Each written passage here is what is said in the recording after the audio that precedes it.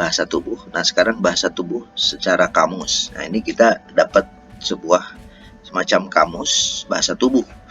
Contoh misalnya kita dapat sinyal, misalnya dari sisi mata, ini kita mata dulu ya. Looking right, berarti melihat ke kanan secara umum. Nah, itu artinya apa? Memiliki dalam kondisi dia menciptakan, memfabrikasi atau menebak atau berbohong atau bercerita. Nah, ini mengartikan bahwa menciptakan sesuatu pada jadi kalau dia berpikir, dia menciptakan sesuatu atau berpikir berbohong, itu dia akan selalu melihat ke kanan, matanya ke kanan ya, dia melihat sesuatu makannya ke kanan, sehingga kalau dia ke kanan berarti kita melihatnya dia ke kiri gitu ya. Berarti dia ke kanannya dia, berarti dia, karena proses sebelah kanan otak kita itu adalah proses fabrikasi atau proses kan otak kanan dan otak kiri. Otak kiri lebih kepada logika, otak kanan kepada perasaan, seni dan sebagainya, untuk berbohong bisa satunya. Mengarang, menciptakan itu sebelah otak kanan, kreativitas itu otak kanan. Nah, looking left, kalau dia melihat ke kiri, maka dia lagi mencoba untuk mengingat sesuatu fakta yang dulu, yang kemarin. Itu proses logika itu, menghitung itu udah sebelah kanan, sebelah kiri. Nah, kalau lihat sebelah kiri berarti kita melihatnya sebelah kanan. Itu proses mengingat fakta-fakta, memori dari fakta-fakta yang udah lama atau kenangan. Jadi kalau misalnya dia otak kanan, dia lagi berpikir dan matanya ke arah sebelah kirinya dia atau kanannya kita, itu dia sedang mengingat fakta. Kalau jadi dia nggak bohong. Kalau dia melihatnya ke kanan, ke kanannya dia atau ke kirinya kita, itu dia lagi berbohong. Nah, kalau jadi melihat mata orang lagi berbohong tuh, lihat aja matanya. Nah, kemudian ada yang melihat ke kanan dan ke atas. Ke kanan dulu baru ke atas. Dia sedang melakukan memfabrikasi berbohong kan ke atas ya. Dia mencoba untuk melihat imajinasi, melakukan kreativitas, berbohong. Itu sudah merupakan sama ya prosesnya. Dan begitu pula dengan melihat ke kanan samping juga sama, membayangkan suara. Kemudian melihat ke kanan dan ke bawah itu mengakses perasaan saya gimana gitu ya. Melihat ke kiri ke atas itu apa, terkait dengan mengakses memori otak. Dan ke samping, ke kiri samping adalah mengingat suara dan seterusnya. Ini merupakan kamus yang bisa kalian coba baca, pelajari. Nanti saya akan kirimkan ke kalian filenya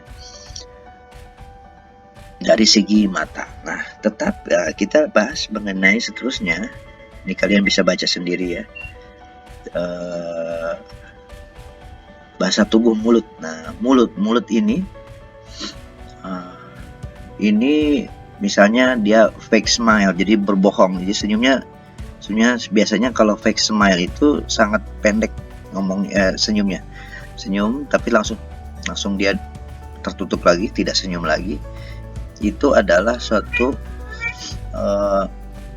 karena tidak tetap selama lebih, maka selama tidak memperpanjang biasanya ketidaksenangan, karena tidak senang, merasa terpaksa. Nah, itu ya. Terus kemudian dari mulut itu bisa kelihatan kalau cuman garis lurus ya, senyumnya membentang di wajah dan garis lurus, gigi tersembunyi. Smiler memiliki rahasia mereka tidak akan berbagi, mungkin karena tidak suka atau ketidakpercayaan. Bisa juga menjadi sinyal penolakan. Dan berikutnya lagi banyak ya di sini beberapa bahasa tubuh dari mulut dan artinya seperti apa. Nah, kemudian Begitu pula dengan bahasa tubuh dari kepala. Kalau kepala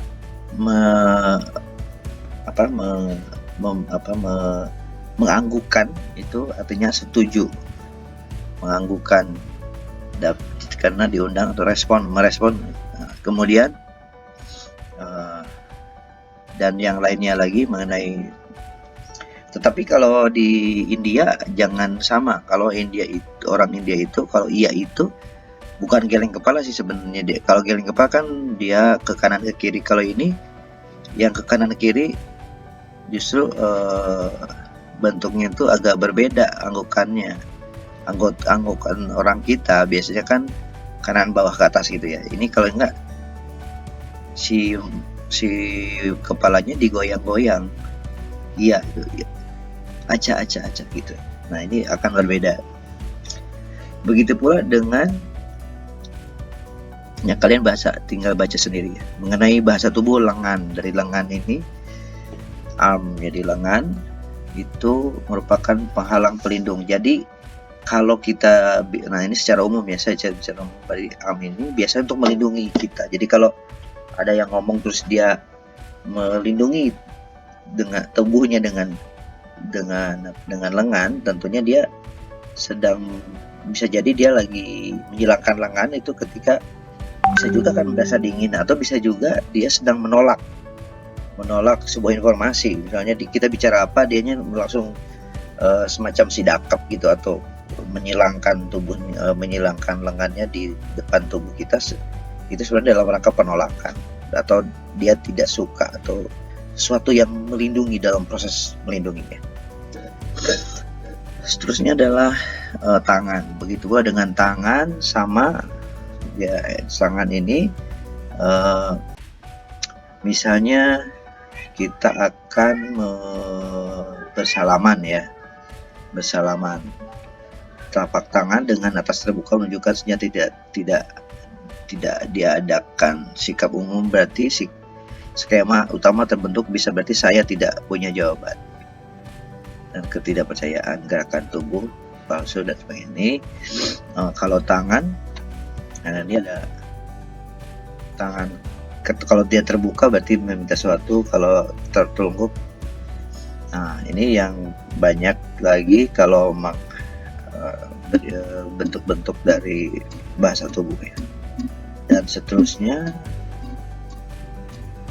nah, jabat tangan ini kalau dia handshake-nya atau jabatannya biasanya erat, berarti cenderung memaksakan sesuatu.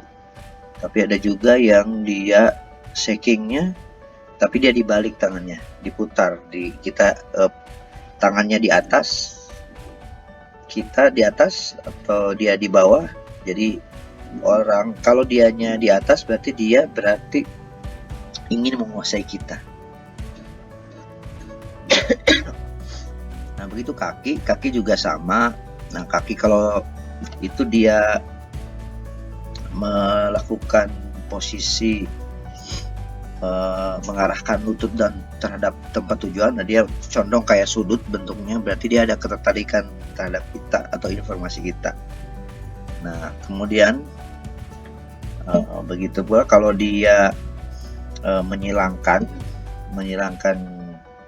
suatu tubuhnya atau kakinya, itu menunjukkan suatu penolakan, atau dia bisa juga sangat santai dia orangnya, tapi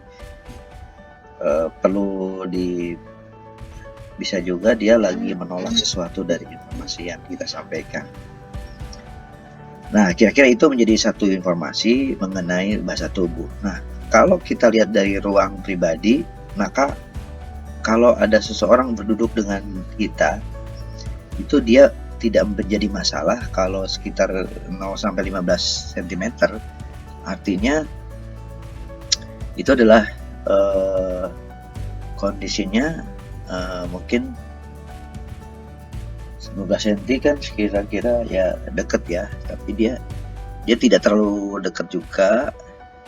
Dia kadang-kadang disertakan dengan zona 2 ini adalah zona yang sangat berbeda dengan situasi tertentu. Misalnya face to face, kontak dengan teman-teman, dekat, jarang, sekitar biasanya tidak dengan kekasih. Nah ini berarti ya dia dekat, cuman bukan berarti dia kekasih.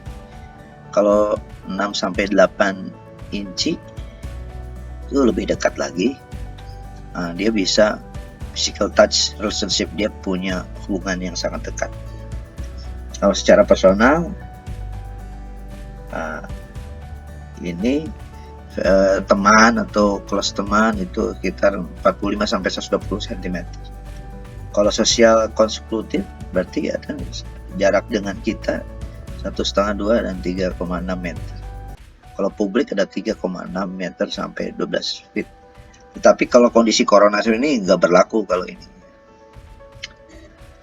Nah kalau berhadapan itu saling mempengaruhi dan bukan orang dekat. Kemudian kalau ini ada saling mempengaruhi dan merasa dekat. Jadi kalau berhadapan atau berpinggiran, nah kita lihat bahwa kalau kita ada suatu orang itu berkomunikasi berhadapan seperti ini, saling mempengaruhi. Karena yang berdempetan seperti ini adalah saling mempengaruhi, membuat rasa dekat. Nah kalau saling memberikan kenyamanan, biasanya kalau pacaran suami istri itu pasti berdempetan seperti ini. Kalau bentuk teamwork harus bentuk ruang seperti ini. Nah, mungkin kira-kira itu dulu mengenai body language tahap kedua ini. Terima kasih. Wassalamualaikum warahmatullahi wabarakatuh.